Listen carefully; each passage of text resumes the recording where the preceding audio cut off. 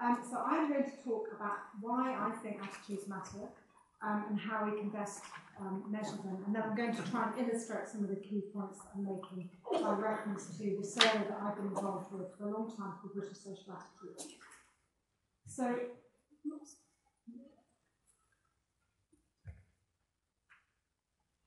okay. So I'm going to begin by saying a little bit about why people often claim attitudes aren't very important or can't be measured. And I'm then going to talk a bit about why I don't agree with that and some of the caveats that I think are probably most important to bear in mind when you are dealing with attitudinal research and looking at different sources of data. And then, as I mentioned, I'm going to go through some illustration. So firstly, why don't attitudes matter? I've been working in this area for quite a long time, and there is a lot of interest in attitudinal research and what attitudinal research can tell you about contemporary British opinion. But there are often objections that come up quite regularly as to why these sorts of things don't matter and aren't important. And one of the most important is this idea that it doesn't really matter what people think, it's what they do that counts. So don't ask people what they think about drink driving, look at whether they do drink drive. Don't ask people what they think of certain sorts of sexual morality, ask them what they do. So behaviour and experience is more important than people's attitudes. And that's linked to the second point, which is the very true observation that people don't always do what they say they should do.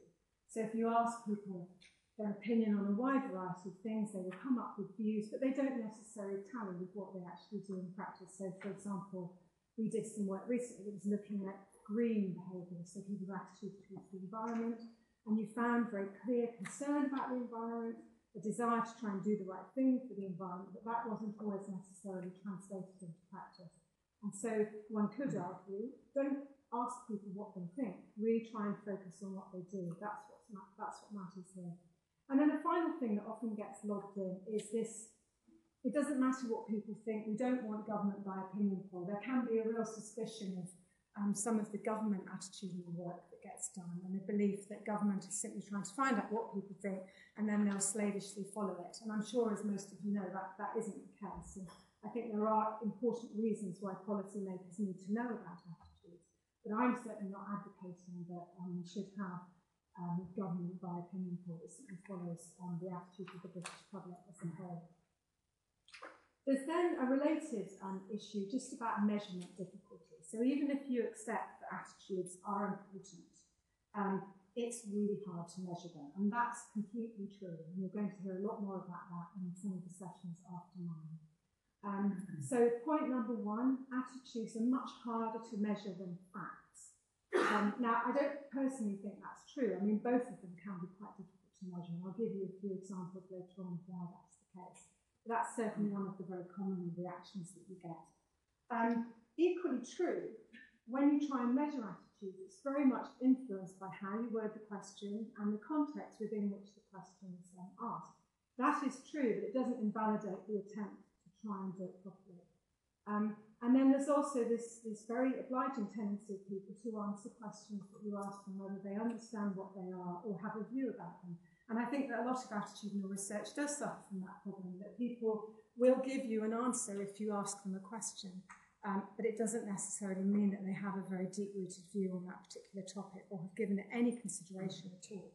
And they might never have thought about it until the point that the interviewer popped up and asked them a question.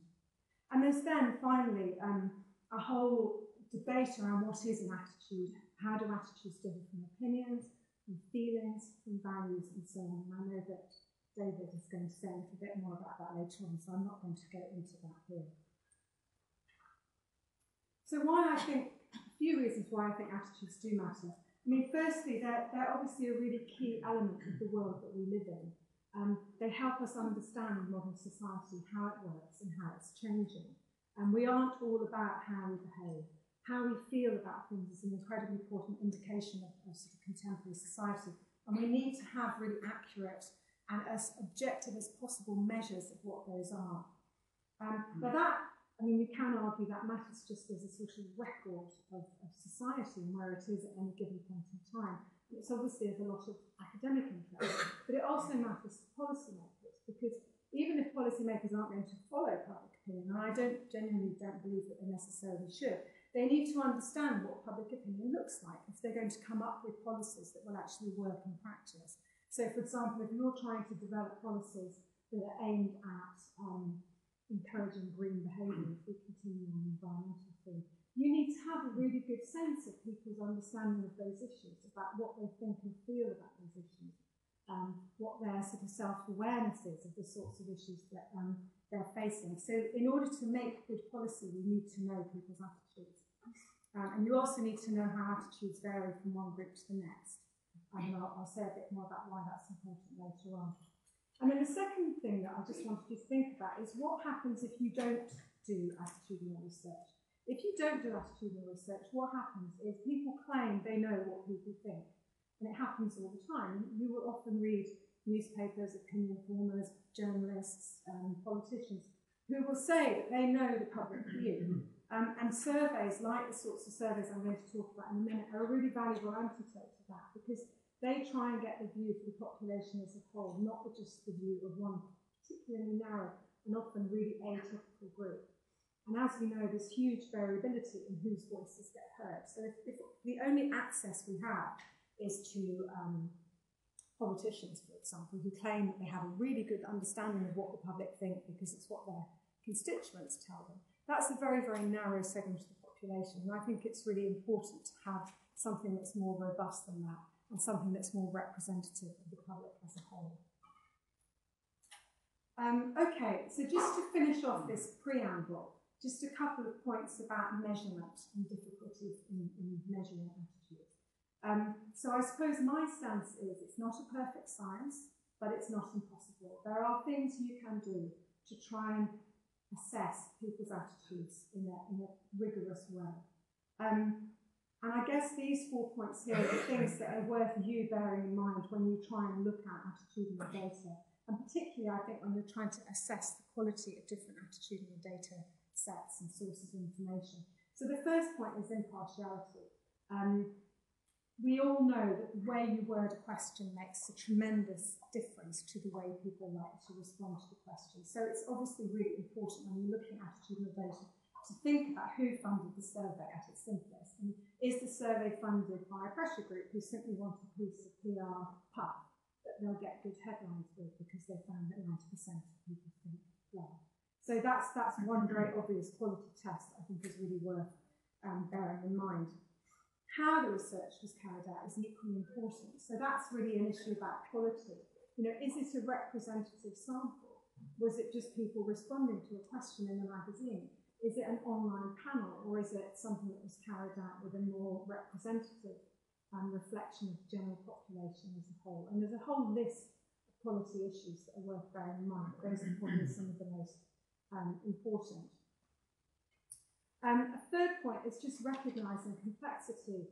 The sorts of things that people are trying to explore through attitudinal research are by their very nature complicated things. You can't just ask one question and then rely on that as giving you a really rigorous reflection of public opinion on whatever that topic is. You have to break it down. So many pieces of research in this area will have a suite of 40, 50, 60 questions that really try and tease out particular issues in relation to topics like attitudes to welfare, sexuality, marriage, that sort of thing. You can't just ask one or two questions and expect that to tell you everything. You also need to use a mixture of different question types. And I'll give you some quite clear examples of this later on, but you know, there is a general tendency for people to tend to agree with questions rather than disagree. So you need to bear that sort of thing in mind when you're designing your survey questions to make sure that you don't just end up with a flawed measurement. And then the final point here is just really reflecting on the value of time series surveys. So these are surveys where you ask the same question regularly over a long period of time, and that then gives you a really good measure about how opinion is changing. Now, there is a big caveat to that, which is that sometimes, and again, I'll give you some examples later, sometimes you can end up with a question that was perfect in 1983 when you first designed it. It sounds a bit clunky now, and you have this terrible dilemma about, do you change the wording to refresh it and make it up to date, but lose your time series, or do you stick with something that's perhaps sounds a little bit old-fashioned, but is giving you a measure of how opinion has changed? And that's just a judgment call. You know, if the language of the debate has moved on so much that people won't understand the initial question, clearly you change the question. But otherwise, I'm personally a great believer in trying to keep question wording the same, because otherwise you lose your handle on what's really changing. Okay, so I'm just going to say a little bit about a couple of sources of data that would be really useful to anyone who's interested in doing work in this area. So the first one, and this is an unashamed pitch because it's a survey that I work on, the first one is the British Social Attitude Survey, which was initiated by NatSen Social Research back in the early 1980s. And it was specifically set up to respond to the lack of attitudinal data in most of the main government surveys that were being carried out in the 80s. So during the 1980s, there was a huge rise in surveys looking at health, housing, employment, and so on. But they tended to focus very much on facts, experience, characteristics, that sort of thing. And they didn't really cover attitudes for all the reasons I mentioned earlier, this belief that attitudes were less important. So NatSen set up this survey. It covers a really wide range of topics. So that can be frustrating because it means you can't go into something in as much detail as you would in a one-off single survey. But it also can be fantastic because it means you can look at attitudes and values in one area and how they relate to something that might appear quite separate, but actually was really useful to read across between the two. There's a specific focus on time series because, as I mentioned earlier, this is an area where it's really valuable being able to look at how attitudes have changed. Each year it involves interviewing about 3,500 adults across the country. And it's funded by a variety of sources. Most of the funding comes either from government departments, so Department of Health, Department of Education and so on, or from the big academic grant funding bodies, so the ESRC and the Norfolk Foundation being the two most obvious examples. Every year we put out a book. Last year we went online for the first time, which was very exciting. And that report is now freely available, whereas previously it was a paid-for book. And then the data set is always deposited at the Economic and Data ESDS, Economic and Social Data Services at Essex University. So anybody who wants to access the data can do so. So that's BSA. Now, before going into a bit of detail about some BSA findings, I thought it was worth just saying a few words about cross-national data sources, because certainly there's been an increasing interest in trying to do cross-national work to as high a quality as is possible. And the rationale behind that is really this sense that sometimes when you're immersed within your own country, it's quite hard to get a very good sense of what's going on. And so I've got this slightly obscure quote here from Marshall McLuhan. And the basic point it's trying to make is that if you are just immersed in one thing, you can't really rise above it and see what's happening. Cross-national data helps give you that advantage because it allows you to look across a range of countries and see why attitudes and values and behaviours might vary in one country as compared to another one. And I'll give you quite a specific example of how that's worked in the past in a few minutes' time. So the key data sources here are the European Social Survey, which is a fairly new exercise. It began in 2002. And that basically, as it says, it's a European-wide research programme. It's got a very wide definition of Europe. It's sort of Eurovision rules, so it has Turkey and Israel regularly take part in it. And it is definitely the best quality cross-national data source that you'll get. So that's covered a range of topics, and there's more information at the website address I've given on the slide. Another very good international data source is the International Social Survey Programme, which is global. So its main advantage over ESS is that it's worldwide. So you've got really good coverage now across Europe, US, Canada, Australia, New Zealand, and increasingly a lot of Asia as well, although it's very limited in Africa. The other great advantage of our SSP is it goes back to 1985. So on some topics, you've got comparisons between countries and comparisons over time. And that really gives you quite a lot of analytical purchase on some issues. And then, in addition, you've got a whole host of other attitudinal international surveys like the World Values Survey and the European Values Survey. But I don't know very much about them, so I'm not going to talk about them now. Right, so what I was going to do to finish off is just use a couple of examples of research from the British Social Attitude Survey to try and illustrate some of the points that I've made earlier on. So I'm going to start by looking at a whole set of questions that really look at attitudes to relationships, I suppose, at its simplest, and how those are changing over time. So to begin with, we've got a set of questions that we've asked over the years that ask people's opinion about different forms of sexual relationship. And what this question asks is whether or not people think premarital sex or sex before marriage is wrong. And the line I've plotted here is showing the proportion of people who take the most censorious view and so think that premarital sex is almost always or always wrong. And as you can see, there's been a decline over time. Back in the early 1980s, when the surveys that just started, it was around 30% of people took that view, and now it's just over 1 in 10. If you then add in people's attitudes towards same-sex relationships, you can see a similar pattern, but obviously a much steeper slope. So this is a question asking whether or not sexual relations between adults of the same sex is wrong. And again, I'm showing you the proportion of people who take the view that it's almost always wrong. And what you can see here is that that sort of censoriousness, if you like, has fallen from a high of 74% back in 1987 to 36% now. So there's still a third of people who take the view that homosexuality is wrong, but that's a massive fall on what the picture looked like back in the 1980s. And it's also interesting to note the fact that you get this sort of rise during the 1980s, which coincides with a lot of the concern about HIV/AIDS, and has fallen off since then. And then finally, just to kind of complete the picture and show you an example of one where there hasn't been much change, this is a question about extramarital sex, so sex outside marriage, where you can see a very consistent over 8 in 10 people take the view that this is wrong. So it's not the case that anything goes. Now, I'm sure some of you might be thinking, so what? Does that matter? Is this an interesting bit of information to have?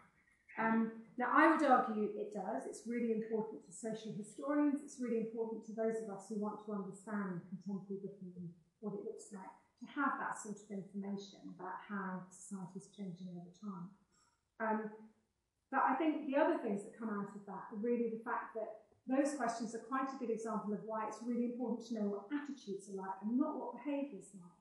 Okay, so you get a very different pattern if you were asking people about their own personal relationships and what they themselves have done. That's not what those questions are about. They're trying to get a sense of people's tolerance, if you want, towards different sorts of relationships and different ways of living. And I think it shows really clearly that we live in a very different climate now to the climate that we lived in the 1980s.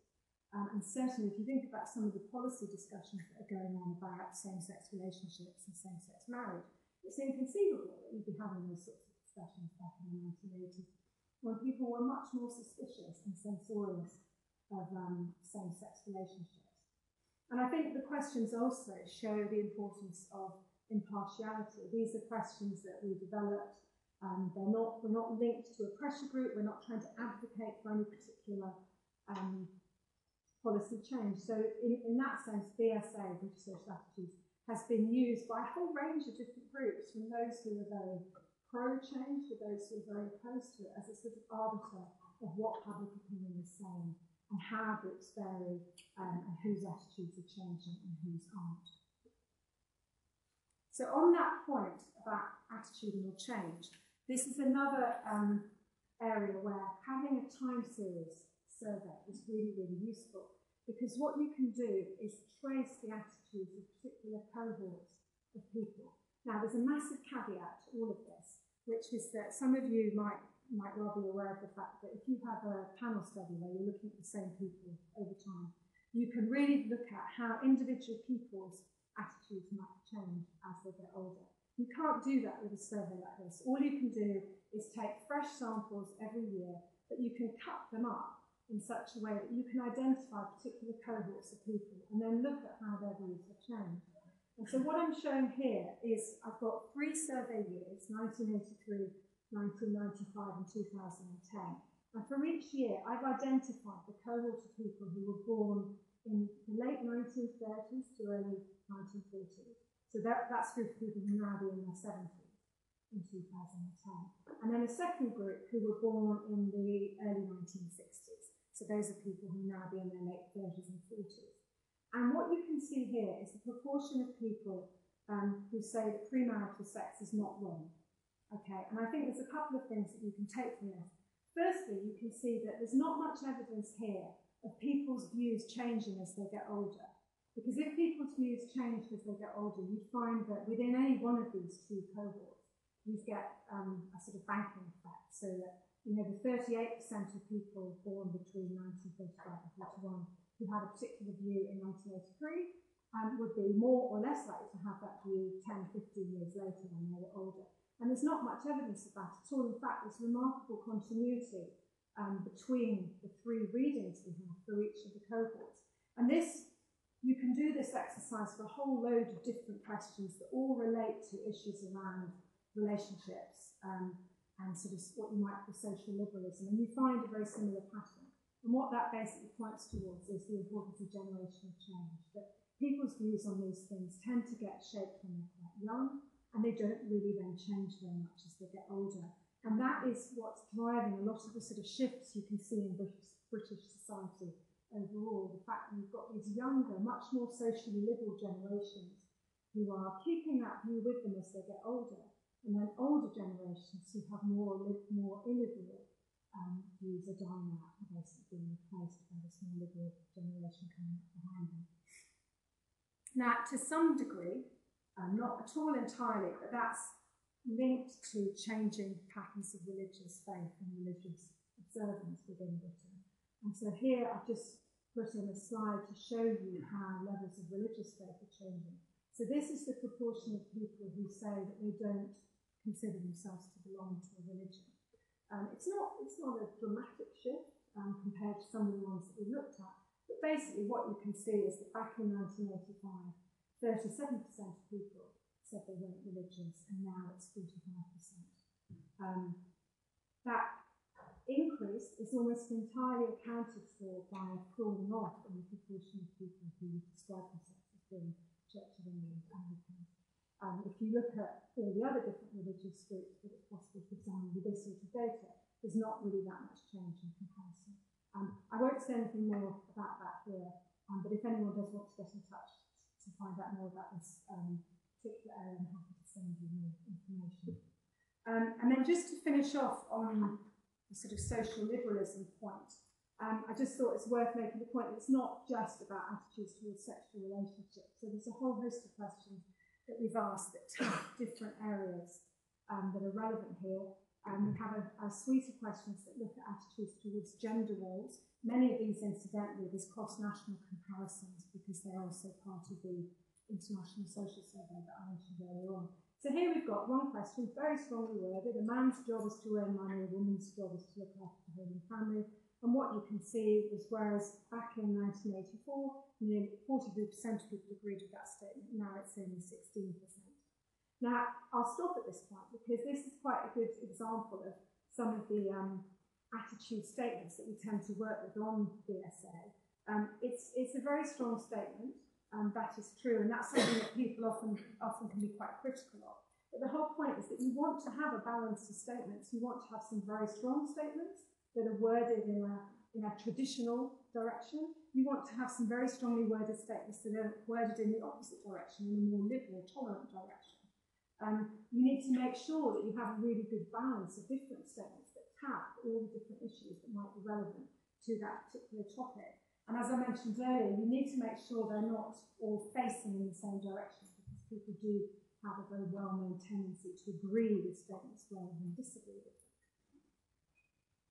Moving on, marriage and the family. Again, you can see this trend towards a more socially liberal view. In this case, we're looking at the belief that if you want to have children, you ought to be married first. Back in the late 1980s, 7 in 10 people thought that, now it's 42%. And then a final example of that is looking at attitudes towards abortion, where again, you can see a really clear trend in a more socially liberal, socially tolerant direction. And then just to finish off on that particular point, a lot of these sorts of issues can be explored either globally or within a European context specifically. So, for example, there's been some really good work using the European Social Survey, looking at attitudes towards non-traditional family patterns in Europe.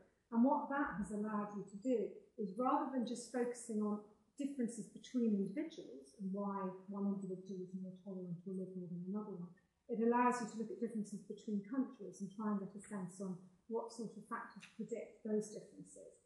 And in this particular instance, there are key issues to do with wealth, so GDP, but also cultural factors like the divorce rate and the extent to which it's traditional for women to work. And when you look at the UK within that sort of context, you basically find that we're generally quite tolerant.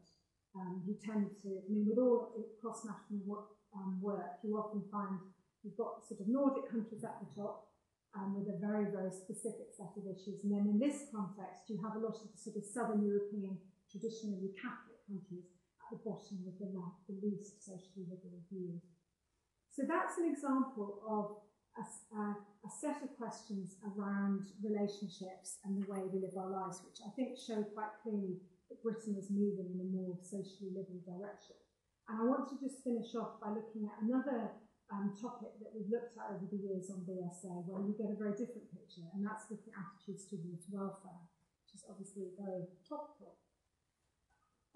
So I'm starting off here with a question that we've asked for a long time that basically asks people what their priorities would be for additional spending on social benefits, and we give them 5 options. And the 2 lines on the graph here, the top one is showing support for more spending on retirement pensions, and the bottom line is showing support for more spending on unemployment benefits. So there's a couple of points worth making here. Firstly, it's always been the case that retirement pensions are a more popular recipient of additional spending than unemployment benefits. And not only that, support for more spending on retirement pensions has increased quite markedly since the mid-1990s, no doubt in line with concern about the value of people's pensions, ageing population, and so on. At the same time, there's been a falling off in support for more spending on unemployment benefits, and there's been no evidence that the recent recession and increases in unemployment have affected people's belief that more money should be spent in that way.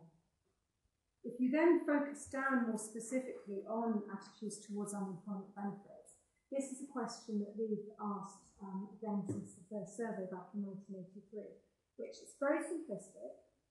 It's basically giving people 2 options. Unemployment benefits are too low and cause hardship, or unemployment benefits are too high and put people off finding work. So it's very simplistic. People can say neither. There is that option available to them. And what you basically find is that until the mid-1970s, the most popular view is that benefits are too low and cause hardship. So you can see there that line is always consistently above 40%, sort of around 45%. 50%, sorry. Whereas the proportion who think benefits are too low is around sort of 30, high 20s mark. What happens in 1997 is that they just flip over, and you basically find that the proportion who think that benefits are too high and put people off finding jobs becomes the more popular view, and has consistently remained the more popular view and has grown in popularity. While the other view, that benefits are too low and cause people harm, has become less popular. Now, this is an issue which has traditionally really divided supporters of different political parties. So if you look back at our data from the 1980s and you look at the views of Conservative Party supporters and Labour Party supporters, there is a chasm between them. There are huge differences between the supporters of those parties on this particular issue, whereby you find Labour Party supporters tend to be much, much more likely to take the sort of view that benefits are too low and cause hardship, and Conservative Party supporters that take the opposite view. And what basically happens, and this is an example of why it's really helpful to be able to look at the views of different groups, is that if you look at the views of Labour and Conservative Party supporters over time and how they've changed, something big changes for Labour Party supporters in the mid-1990s onwards, in that they become more critical of unemployment benefits and more likely to think that they discourage people from finding work.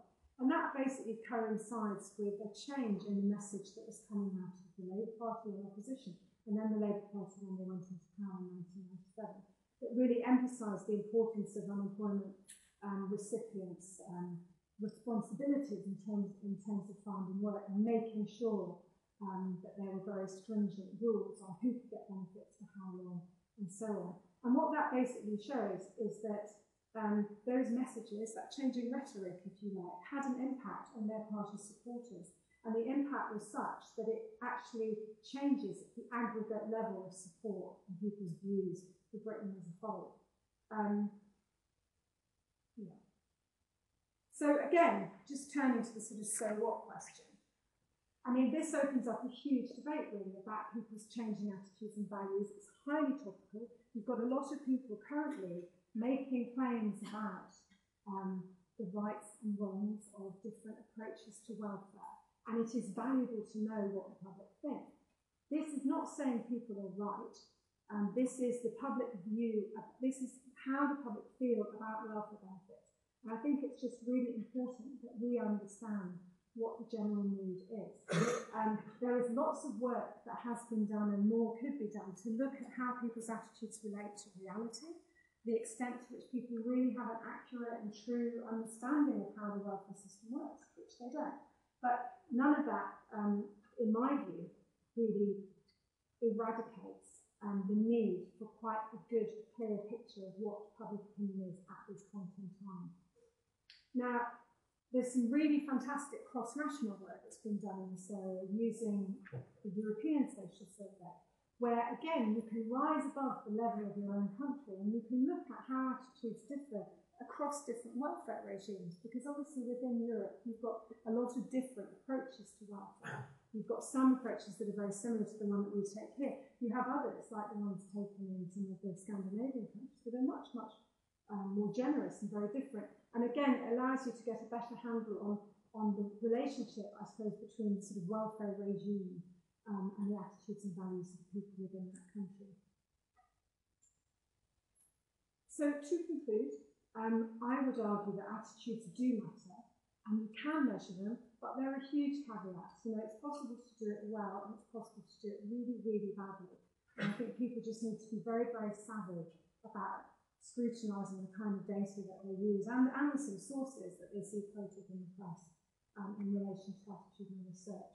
I think it's a really important mirror to society, of really showing us what we look like now, and if you've got time series data, how we got there. And one of the sort of some of the key things that have come out of a survey like British Social Attitudes is just this real sense about changing social identities. I haven't gone into that much here, but the decline of religious identification, changing attitudes towards class and the importance of class, big changes in relation to national identities. So, for example, particularly in relation to the rise of devolution and the impact that that's had on people's sense of Britishness versus Englishness.